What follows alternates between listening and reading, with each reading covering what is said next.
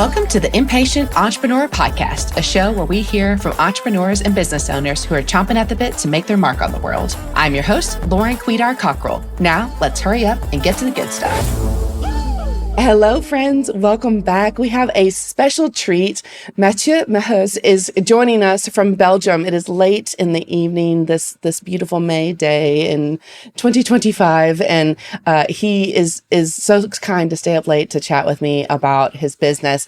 And I'm an amateur gardener, so this is fun for me on a personal level. I find it to be very meditative when life is hectic and business is hectic. I love to have my fingers in the dirt and nurturing plants and the colonies that enjoy visiting them, like my hummingbirds this season outside my window. But anyway, I will get off on a tangent too quickly. Matthieu, welcome to the show. You own Polonia Landscape Architects. You're based in Belgium. I just need to quit with my intro and let you come on here. Welcome. No, it's a great intro, Lauren. I love that you have such passion for gardening as well. And yeah, I'm super happy to be in your show. I'm excited.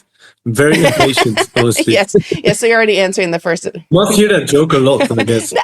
Some people are like, oh, I've overcome it. And I'm like, no. That's, we learn how to tame it perhaps, but it's always there, I think. But you've answered the first official question, which is, are you an impatient entrepreneur? Which you just jumped out and said yes.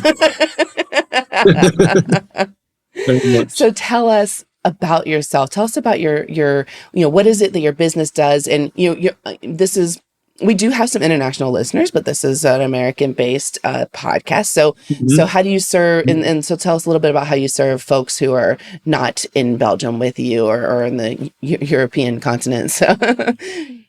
Yeah, that's a great question. Actually, I'll answer that by giving you my backstory, because then it'll all make sense. So I grew up on a family farm. Both my brother and my father are farmers, still today, active farmers. Actually, we're transforming our farm into a regenerative farm. And I also helped my brother and my father to make that transition. That's one of the businesses that I'm focusing on. But when I was about 3 years old, I became extremely fascinated about how plants grow. It was like one of my earliest memories. You like to go back in your childhood. What was the first thing that you remember? For me, it was plants. Like if you have a tiny seed, you put it in the soil. How is it possible that it becomes a beautiful, magnificent plant? I was I was mind blown by that. And then by the time I was 5 years old, I first started that was later. But by the time I was 5 years old, I told my parents, I want to grow my own food. I want to have my own vegetable gardens. I figured out like seeds, I can grow my own food. Wow, amazing. So I said, I want to do it. And I grew up on a farm, so there was not much time and space. It was mostly cattle and cash crops at that time. So quite industrial farm as I grew up. But then, my parents said, no, we don't have time. But I kind of persisted. And that was one of my earliest successes, I would say, in life. I was like, okay, my parents said, here's a little patch in the back of in the back of the yard. Go and do something so you can stop asking us. So I got some seeds from my dad, and I planted radishes. And radishes are like the easiest vegetable ever to grow. Okay. So for some reason, I started with radishes, and as I grew radishes, I had my first own harvest. I was so proud. Imagine a 5-year-old kid harvesting his first radishes, showing it to his mother, and having our first salad. From homegrown that I had grown on my own in the garden. I was like so proud. I was super proud, exactly. And then I thought, wow, this gardening thing, it seems very easy. I'm just gonna now grow everything else: cucumbers, tomatoes, lettuce. I got carrots. I got all the seeds. Like I went with my dad to a shop, got kind of everything, and I just started.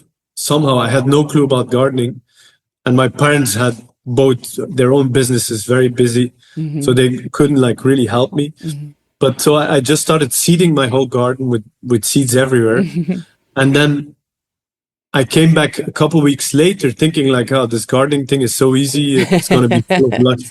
vegetables and everything. But I came back devastated because my yard was overgrown by weeds, higher than myself. And I was like, how is this possible? Why is nature not helping me? Why is nature not providing me with the things that I want? And then it actually took another 15 to 20 years. Well, actually 15 years before I realized what had actually happened and why do weeds come and how does nature work. So, but at that time, I also started my first business. I was selling eggs.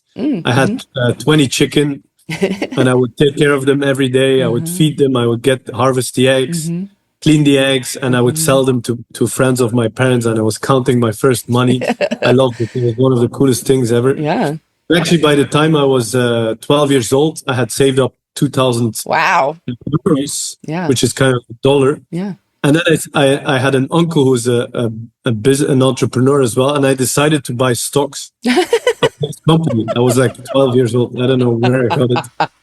I was reading the stocks at the back of the newspaper every day. Oh, the stock went up, or the stock. I had no clue what it was, but I was fascinated about it. So I was kind of born in an entrepreneurial environment, let's say. Apparently. Because farmers are very entrepreneurial as well.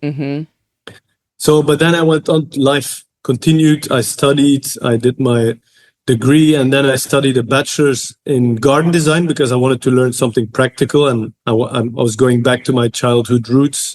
I figured I want to do something with this.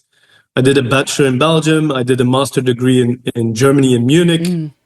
And then I did what was expected of me. I graduated and I got my first job in Munich in one of the best rated companies in Germany, which is like the standard of landscape design and public design and green environments in cities is really high in Germany. So I went into a 9 to 5. I still remember I had my leather suitcase, my first day to job. I was like, my life is great. And then I'm like 9 months in the job, I'm extremely depressed. I'm like, what the hell am I doing? I studied to be in nature and to build environments, and I'm just behind a computer, mostly doing bureaucratic work. And I'm very grateful that I did it because I really learned how to do projects properly. You know, the Germans, they're very, like, it's all done very properly. And I was like working on an engineer level of jobs, building public spaces in Germany. So it was a great experience, but it wasn't for me, like be sitting behind a desk all the time. So I decided, like, I still had this passion of gardening and everything that I had done before, but I wanted to learn more. So I said, I had some money saved up. I packed I bought a backpack and I traveled the world. And I went to visit some of the most amazing projects around the world that have to do with ecotourism, sustainable farming, organic farming, regenerative farming. I interviewed a lot of people that are actually doing something great for the environment. And then my passion was born, like, hey, wait a minute, we can actually do something good for the environment and build a business around it. But then I went on, I traveled, I loved surfing. So I went to some of the most amazing surf spots in the world. And then I decided to go to the Amazon rainforest. I had heard about it. Everybody knows the Amazon rainforest. And I went with a guide, Lauren. It was so amazing. I went to the depth of the Amazon rainforest. I had to travel for like 20 hours. Wow. To meet this guide who had worked with National Geographic and was like an indigenous. And I got like such a deep impression and respect for how precious this planet is and how important our natural environment was. And quite interestingly, I then got a disease. I got dengue, which is kind of like and from that moment on, my life really went south. Like before I was doing some freelance work, I was traveling, I was surfing, I was living the good life. But from then on, it went down. Like I was sick. I lost 10 kilograms. I don't know what that is in pounds. It sounds like a lot. It's probably 7 more. And even my girlfriend dumped me at the time. I didn't have much money left. Like it was going ding, ding, ding, ding, ding, down. And in retrospect, it was one of the most, well, at that time, it was not the most beautiful moment in my life, but the most important time in my life, because I was rock bottom and I said, like, okay, And I still see it today as like a wake-up call from Mother Nature telling me like, you have this gift, you have this passion, you have to do something with it. And as I was rock bottom, I said, okay, I had already started a business like on the side, just a little bit. I said, I'm going to go all in. I'm going to build my business. I'm going to help people to create beautiful gardens and make amazing landscapes. So I started my first business. And that was like the greatest gift, because from there I could build everything from scratch. Started working with clients, and that's been 5 years now. And in a short term, we work with people one-on-one. So we design their garden as a landscape and garden designer, but we focus on two main things. It's like doing something that is extremely beautiful, and if there's a good budget, it's luxurious.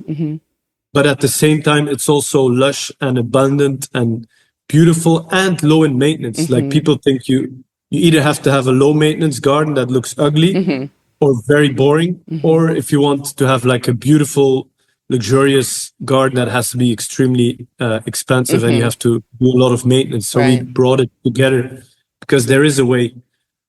And then I wrote my book, 12 Universal Laws of Nature, how to get the most potential out of your land. It won an award in Canada. That's been a couple, 6 months ago.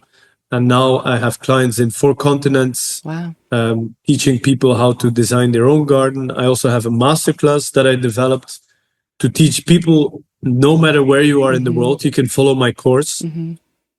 And I'll teach you everything in 9 weeks about like how to design your own garden, how to maintain it, how to create it. Like, everything is included. And that's become wildly successful because I've also incorporated some AI tool. So there's a whole process in and of itself, and people now can learn it, how to do it themselves. Because quite funny, and that's where I actually have a lot of American clients as well. But it was quite a funny story. I had my one-on-one business, right? I'm designing gardens for clients directly. They hire me to do the job. We design it, we get the contractors, we do everything, and they don't have to do anything. It's like a done for me, right? And then one of my clients, we had finished like a big portion of her property, and we finished the job. We had like one of our final meetings, and she said, "Wow, I really love what you do. I love how the garden looks, hardscaping, the materials, everything is so beautiful. It's exactly what I wanted." But she said, "You know what? Now I'm sick and tired of a landscape architect." And I'll tell you, and this might sound harsh, but she said it because I want to experience what it is myself. Oh, yeah. I've seen you guys building it, and I've seen the transformation, and you're planting everything, and now it looks so beautiful, but I didn't have the experience of doing it. And I was like, wow, yeah, you're right. And I had already played some ideas in my mind. How can I deliver more value to more people across the world than only doing one-on-one work? And I said, you know what? I'm going to teach you everything that I know in the shortest amount of time possible, because everybody has busy lives. And I got to the essence of what it is, what is gardening, and how can you do it successfully without high investments and doing it with minimal amount of time. Because there's a lot of frustration all around. People are like confused what it works. Have to use chemicals. Is it? So there's a lot of misinformation. So I cut through all the BS. And we get to the core, even though BS is good for your garden as well. Yes. That's funny. Yes. Well, sign me up. That sounds great. Right. We'll talk about that. Need that too. Well, that is amazing. And I love that you are able to do the done for you. I mean, we see that in our business as PR professionals, like we're doing the work as, we're doing everything. You're kind of sharing what your vision, and then we're doing the work for you. But it is nice to have different lines of business too, where it's someone can serve themselves basically, or it's a done with you project. So it's nice for you as a business person to have that diversification of revenue, and then and also for your just personal mission to be able to touch as many lives and much land as possible. So that's very exciting. Exactly. Is there anything in particular that you're impatient about right now? Growing my business like wildly as much as possible. Like, I'm so passionate about what I do, and I didn't really talk about it, but you said it, like, I want to have a huge impact in the world. That's what really drives me, is like, okay, how can I create a ripple effect? How can I create an army of gardeners that are doing a good thing, that are creating biodiversity, that are creating beautiful environments that have a positive impact on our environment, because it's much needed. And actually, it's also proven that one of the most biodiverse and like valued natural environments of the world are either national parks, the beautiful parks that you have in the US, or suburbs of cities are also very important, because people grow their own food, they have plants. So this has a massive impact on our local environment. So yeah, that's why I'm so passionate about it. Lovely. And how do you fuel yourself? You know, so you're on this entrepreneurial journey, you have this personal mission. How do you fuel yourself to make sure that you're the best leader and business owner you can be? Are you listening to podcasts? Are you going to conferences? Are you reading books? Are there any that have been really impactful for you? Oh yes, totally. I love this question. Nobody ever asked me that, because I'm very passionate about it. Is that when I was in that rock bottom situation, I was scrolling on Instagram, as everybody does, and I saw a guy who's like, I'm a business coach, I can help you also with your personal life. And I said, you know what, I'll just send him a message. Who knows what can happen? And he had actually just started out his business to helping people. He had worked in the corporate world, was like very successful, but he felt he's not in his, I call it alignment. Like, I think everybody can be in his alignment of what you should be doing. So he decided to help other entrepreneurs, and he was just at the beginning of his career. And so he was very cheap to work with. I think I paid like €200 or $200 for a 6-month coaching program. And that made all the difference, I think. And I think I do a lot of things. There's a few things that I do that are like the basics, which is everything starts for me with decent amount of sleep. Like, if you can't fix your sleep, you can't perform, you can't think well. Food is extremely important. I think that's second. Like, you need to eat healthy food, or not all the time. Of course, we go out in life, we meet people, we sometimes eat junk food, it's fine, but like, try and eat as pure as possible is really, I feel it helps me to think clearer. And then third of all is exercise. Like doing so, I have a fitness coach, a health coach that helps me with my diet and training. And I think this is like the core, like the basics where you should start at. And then obviously I did it a bit not in that exact direction. I started with a coach, but I think once you fix like these things, it's good to read books. Obviously, I've read a lot of books on human psychology. I think everything that helps you about like how you can talk to people better, how you connect, how you do sales. Like, I love reading, not like I love reading books that have stories, but you also can learn something. Like, I think one of my favorite books is 12 Laws of Human Nature.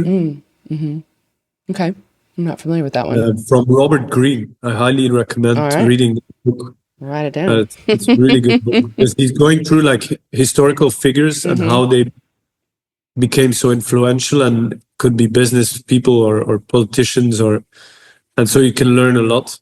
So that's important. And then I really believe if you want to make like quantum leaps and make big steps, you have to listen to people who've done it before you and get their advice. Right. And it's best. I worked with a lot of different coaches, which I'm still grateful I did it, but sometimes they can be contradictory. I still believe there's many roads to get to success, right? But then if you work with several ones at the same time, it might be a little bit contradictory, even though they're all right. So I would say pick one, and obviously don't pick just anybody who claims certain things, because these days there's so many coaches. They might have started the business for a month and now they're sales experts, or they've taken the sales course and now they're the sales experts. Like, you have to really feel and look at their track record, because unfortunately there seems to be a lot of misuse in the coaching, or scammers pretty much, right, in coaching business, because it's such a vulnerable space. But if you, do your research, listen, also feel into your gut feeling. I think my gut feeling is probably one of the most important things I have in my business. I've listened to my gut feeling, and then mostly it becomes great business. I've ignored my gut feeling, and then it's like horror stories. Yes. Business. It's just so obvious. So I think that's some of the key things, I think. 100%. And as far as the coaching aspect goes, is someone the other day who's kind of a mentor to me was talking about, if you think about some of the greatest athletes in the world, for instance, like they're not out there just doing it on their own. They all have coaches. Exactly. Just because have reached a certain level. I mean, that's probably when you need a lot of help just helping to keep you focused, especially for entrepreneurs. We are like, oh, what's that over there? Shiny object syndrome, and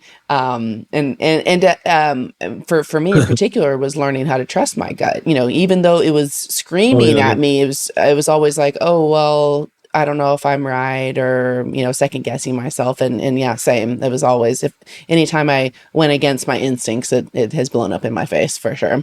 Every time, right? It's crazy. Trying to be better about that. Yeah, me too.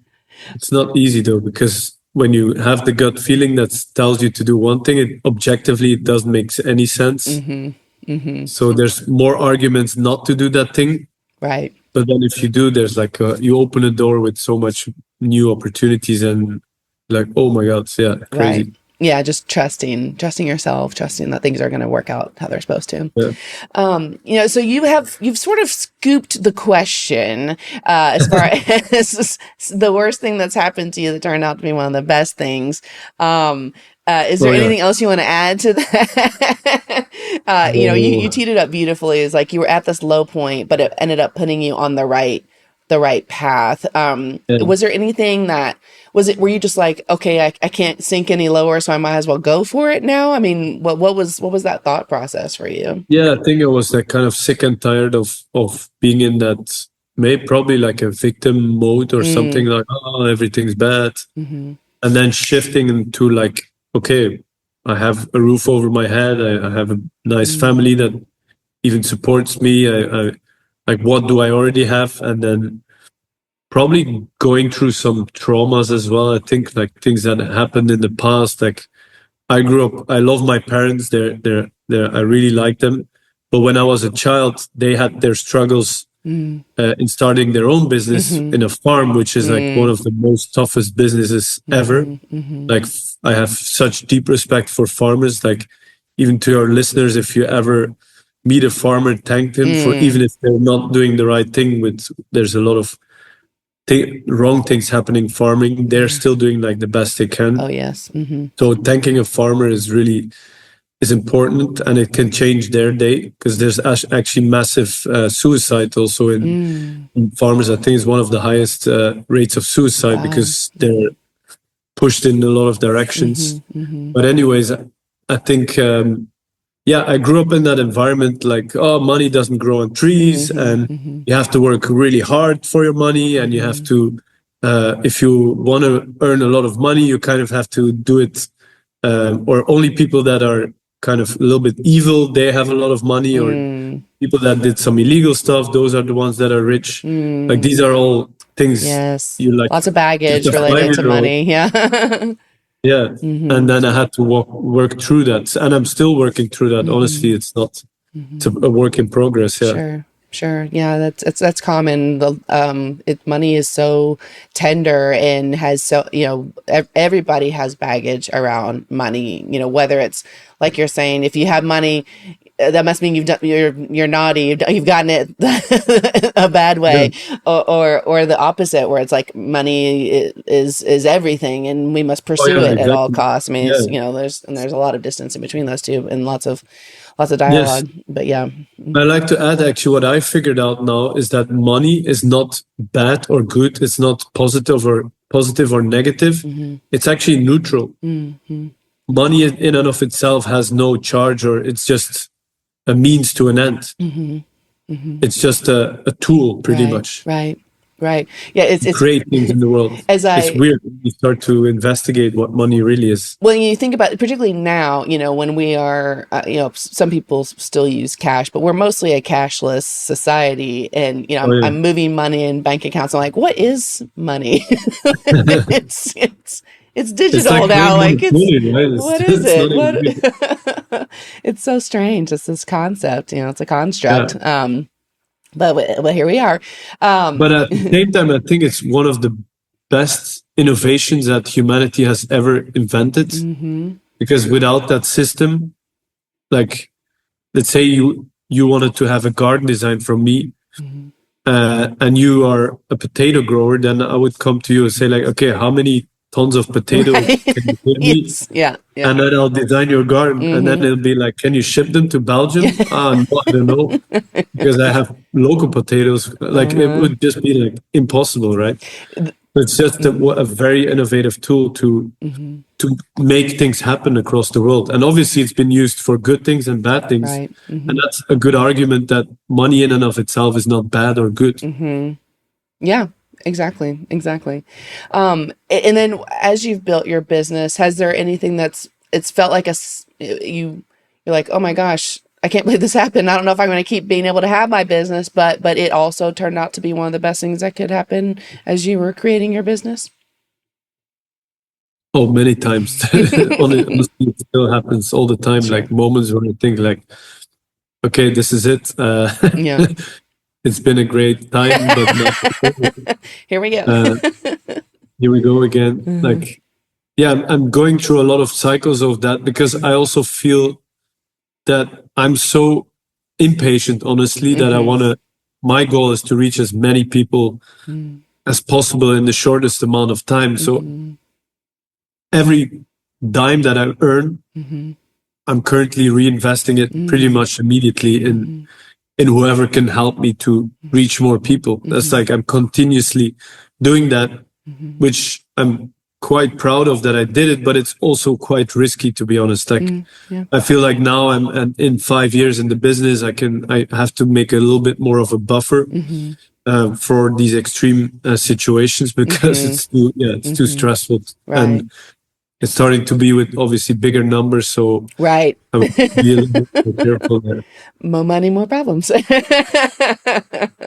don't think so, but maybe bigger problems and bigger opportunities at the same time, depending on how you set it up. One thing I've noticed in my business journey is, when you're smaller and the dollar amounts feel more manageable, and you've seen this amount of money before in your life maybe, or it's not that wild, you can take big swings, you can be aggressive, you're like, it'll come, that I can replace that, no problem.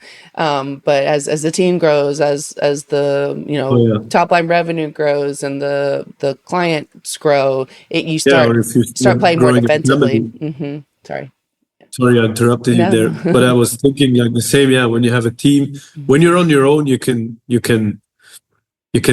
should take as much risk as you can, I think. But then once you're growing and you have a team that kind of depend on you, and when you're starting a family, that's like, okay, you have to like slow it down a bit and create some more buffer. Right. Yeah. It's then we're doing calculated risks, not just big swings and big risks. Like, well, exactly. If it pays off, it pays off. But like now, it's like, oh, I really got to think about that. Exactly. Cowboy days are over then. Right. Now I'm cultivating. So you talked a little bit about when you were growing up, which you sound adorable, and. So definitely some precocious nature to you and curiosity and all that. Was there a personality trait of yours though that people told you was a weakness, or that you just perceived it to be one, but now as an adult you realize it's really your superpower? It's funny because I talked about it with a friend and also business owner. We're actually in the same industry, same niche even, and I think my parents often said like, "Oh, you're gonna lose your head one day." Like I'm all over the place, or But then I went through life like I'm very innovative. I come up with ideas very fast, and I'm very creative. So I'm a creator, and I'm very fast with creation. But then when it comes to like following up on things and being like on it all the time, I need a team. Like I have like at the beginning I was doing it myself, but when I had to follow up on a project, I was dying inside. Right. And I think like there's nobody on this planet that loves to follow up on things. Yeah. And that's what, like with my accounting, I did my own accounting at the beginning, which was like every 3 months when you have to do the VAT here in Belgium, it was like, no, I like for 1 week I was just stressed about it, and I had to sit down and do all the calculations. And I thought something was wrong with me, like that I'm not good at this or I'm weak at this. But then I did something interesting with one of my coaches. I did something which is called the Kolbe test. Yep. Have you heard of that? I've taken that. Yep. Kolbe, yeah, that's an amazing test, because then you start to understand what your intrinsic strengths are, not just like how your personality is. It's like at the core of your being, what you're good at. And it turned out like there's a few things. I'm super high in quick start. And rather low in follow through. There's a few other ones, and then I read through her recommendations. She pretty much says like you have to keep focusing on creation and fast action, and you don't actually need in your day-to-day work. You don't need structure in and of itself, but you do have to build people around you that can carry you into having a good structure. So. Then I have now an assistant who loves to do follow through and who loves to do all the accounting and all the things that I thought there's nobody on the planet who loves doing that. So I'm extremely grateful for her and her work. So I think that's something that, if you would say personality traits, that people would say, yeah, I thought that was a personality trait, a negative thing. Right. But it turns out it's just how you are. Right. Yeah. You need a visionary to conceptualize the business and where it's going to go, and to create these beautiful creative deliverables for your clients. But you also need the team who's going to actually do the work and do the nuts and bolts that you have to have a sustainable business. Yes. Yeah. I remember the same thing of, when originally bringing team members on, and my team hears me say it all the time, and I've said it on here before too, but I am not a repetitive task girly. Like, I'll do it once, I might do it twice, but if it has to happen every week the same way, forget it. No, same here. Yeah. So it sounds like you're also a quick start. Yes. Yep, absolutely. So I love that. So what's a piece of advice you can give our listeners to make their lives and businesses stronger and better today? Great question. Depends where they are in business. If they're thinking of starting, you mean like as they're thinking of starting it, or in anywhere, just any nuggets you have that you feel really strongly about. Just most folks are kind of a little more seasoned, so a little further along. I think it might have been heard before, but I had a big realization again about it, because oftentimes you realize something, but then you go through life, you maybe kind of forget it, and then you kind of realize it, and then you become like, wow, I understand it even better. And I think it's to be clear on what you want. Like, I think it's Brian Tracy who says, like, take a piece of paper and write down 6 things you want to achieve, or 6 things you want in your life, and be as specific as possible. And just for the fun of it, do the exercise. Even if you're like unclear of what you actually want, still write something down. If it's a sailboat or like I did it again, and now I do it consistently. Like, for example, in the month of May, what do I want? What do I want to achieve? In general, what do I want to achieve in the next year? So also relating it to time. I think getting clear on what you want is huge. Yeah. Because otherwise, if you say, and actually, when you want, you should never try and chase money. Because as we taught, that money is actually neutral. When you chase money, it's impossible. You can't chase money. Like it's, I don't know if it's my view. Maybe other people say, if I'm in business, I chase money all the time. Well, or it's But like I the feel that outcomes. Like, what does that mean? You know, if you exactly, want a yeah, certain revenue level, well, why? Is it, for your net take home? Is it so that you can build this team? Is it so you can yeah, have this impact? I mean, it's like a goal that's empty because it's not fully defined. What you really want to focus on is outcomes. So are you talking about like security and peace and freedom, or are you talking about yeah. you want to buy luxury goods? Like what is it, and being more specific around what it is you're looking to achieve. Yeah, that's it. And then I think from that space, see in that list, if at all, there's something that you can help people. Mm-hmm. That's all that pretty much matters in business. Mm-hmm. Like, look at any business in the world, Mm-hmm. there's something that it helps people with something. Mm-hmm. So that's like how you become successful in business, is if you can help someone. Mm-hmm. And in the best case, it's obviously something you like doing and Mm-hmm. that is in alignment with what you want to achieve. Mm-hmm. So I think, yeah. And then I had another big realization was like, okay, find the people that are looking for you. Find the people that need your help, Mm-hmm. because there's an abundance of people in the world Mm-hmm. that exactly need your services. So Mm-hmm. you have to be focusing on finding those people. Mm-hmm. Yeah, beautiful. Love it. I like to write down, vision or what I want at the start of the year, but I need to do it monthly. That's a good advice. I'll do that. Think about Yeah, that. even monthly, daily, Yeah. even. Mm-hmm. Yeah, I find like I've sometimes done it. I haven't done it. Like Mm-hmm. even journaling daily, like Mm-hmm. when the day ends, when I'm in bed, write down Mm-hmm. what worked well, what didn't work Mm-hmm. well, what you're grateful for. Mm-hmm. Those practices are really valuable. Yeah. And then just write 3 things down what you want to achieve the next day. Mm-hmm. And somehow the subconscious mind, as you're Mm-hmm. sleeping, it's already kind of preparing you for how Mm-hmm. you'll actually do that. Mm-hmm. Because if you don't write it down, then next day is just going to be another day. Yeah. Um, Yeah. so you're pre-programming yourself to actually achieve it. I've It'll done be so something much easier. similar to that I really loved. I need to get better about it, but there's I can't remember who recommended it.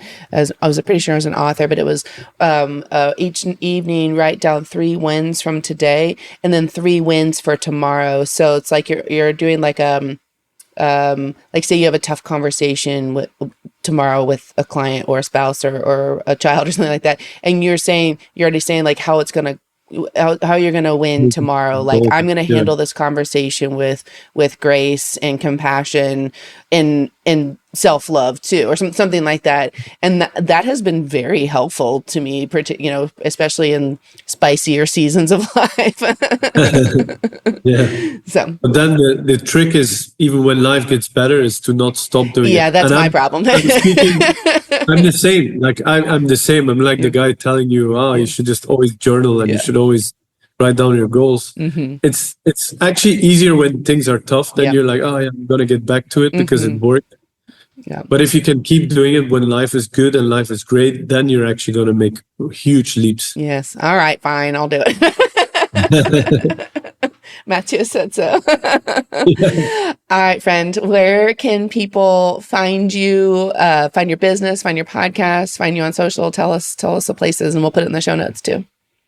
Yeah, so you can find me on most social media platforms. On LinkedIn, I'm obviously more business minded. Like I create content around like how corporates can create better environments for their people, for clients. Like if they have an office space, if they create something unique with their environment, outdoors or even indoors, that can like change the whole game. And we're also now with the company getting into developments. So if people want to connect on creating beautiful, green, and extremely valuable and profitable developments, because the science is actually showing that when people invest in real estate that has beautiful greenery around it, rather than not really caring about it, maybe planting a couple trees and some grass, value of the properties can be double after 20 years. So investing in greenery and beautiful environments really helps. So I'm more on the business side on LinkedIn. And then on Instagram and TikTok, you can find me more about like gardening hacks and tips and tricks and everything like about regenerative gardening. So both like, okay, how can I do it without the chemicals, without the high expenses, and still create like extremely beautiful environments? Because again, as it turns out, there is that when you focus on creating healthy, beautiful, ecological environments, when you do it right with the right knowledge, you can actually become what I call an effortless gardener without having to do all the weeding and all the hard work. Sign me up. And all the So I'm focusing on that kind of content on Instagram. And I actually had one of my last posts on Instagram hit like 1 million views, which I'm pretty excited about. So that's growing there. And then if people want to know more about my masterclass, listening from the US, or they want to figure out, I have a website called www.gardenofyourdreams.com. And then you can do /free training. And then there's like a 30-minute training where you can already learn some hacks. And if you like it, from there you can book a Calendly meeting with me, or you can book a meeting with me, and then we'll see if there's a way you want to continue, or we'll actually do like a short coaching call on gardening and see if there's a way I can help you further. So that's there. And then you can find my book on Amazon, 12 Universal Laws of Nature.